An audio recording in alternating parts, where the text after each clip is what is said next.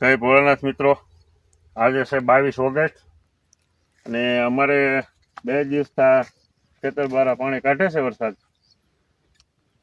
20 અને 21 તારીખનો સારો વરસાદ બપોર પછી 3 થી 4 ગાળામાં. તમે વળતેથી સવારમાં આવો તો બપોર થાય કે તમને એમ લાગે નહીં વરસાદ છો એવું, એટલું તાપમાન છે આ. અને આપણે આવ્યા છીએ શાક ઉતારવા, કીધું આટો લાગી જાય ને શાક ઉતારતા આવી. ગલકાની ઉતારી સોળે ઉતારવી થોડી. હવે સોળે મણી છે પાકવા. સોળીના બી સારું છે, નાની હોય ત્યાં.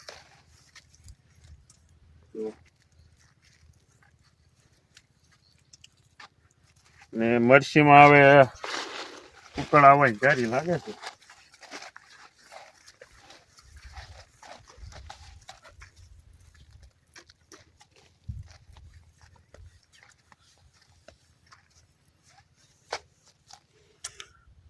મરસીમાં હવે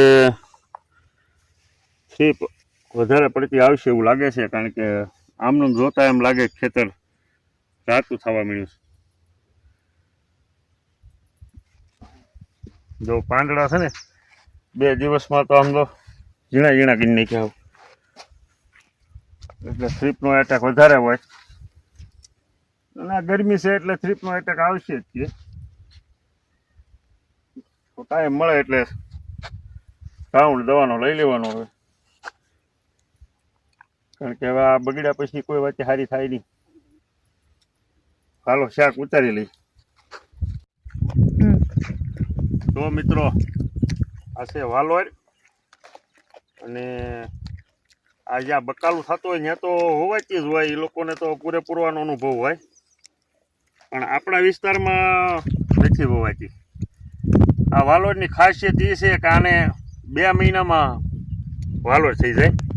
જો બધાની પહેલાં શાક વાલોરનું મળે. આ હાઇબ્રિડ વાલોર છે. તો આપણે વાવવા પડે ખાલી 10 દાણા 12 દાણા જ, પણ ખાવા મળે. સોળે થાય એટલે હારું હારા વાલોરે ખાવા મળે. એટલે આવી વાલોરે વવાય, વેસ્યું એ નહીં વવાય, અને ઘર પૂરતું જેને વાવ્યું એ નહીં વવાય. ને જો આ છે ભીંડો. આ ભીંડા છે રોમિકના. જો આની સિંગ લાલ જ આવે. આમાં સિંગ આવશે ને એ ફૂલ લાલ જ આવશે. જો અને નકોર સિંગ આવે.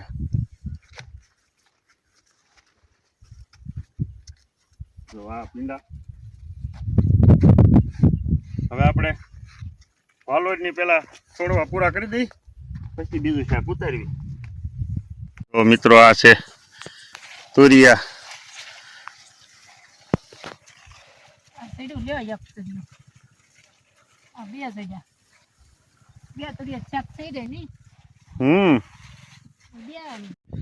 મોટું થઈ ગયું. હું જો હા મોટું થઈ ગયું.